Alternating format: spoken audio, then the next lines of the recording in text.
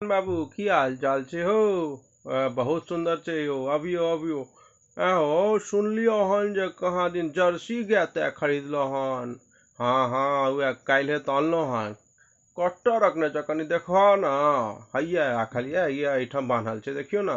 आहा हा बड़ा सुंदर छ हो। सुनलियो दूध टूध बड़ दै छै। बड़ काल्हे जे छै से 10 किलो काल्हि भोर में निकाललो आ 12 किलो साँझ में देलक हन। 2 किलो और बेसी साँझ में देलक हन। तो कनी चाह ता पिएबो ना हो एकर। सुने एखन तो एबे ना केलो हन पियाबै छी बैसू। हो तो कतऽ से अनलहक। गेल रही कनी दरभंगा से आगू जाके जे छै अहाँके ओ जे नहीं मुड़ उम्हर जे हाँ हाँ 0 माइल दिस हाँ ओते ओते ओ एकटा किनोट छलखिन हन। तो बेचारे आब जाइ छलथि अपन बाहर कहलथि आब हम चलि जायब से बड़ा साल से पोसने छी।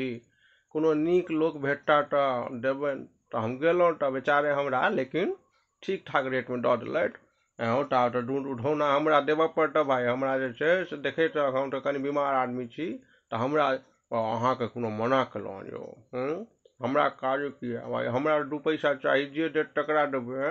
लेकिन दूध जे छै से पानि तानि नहीं मिलाबियौ।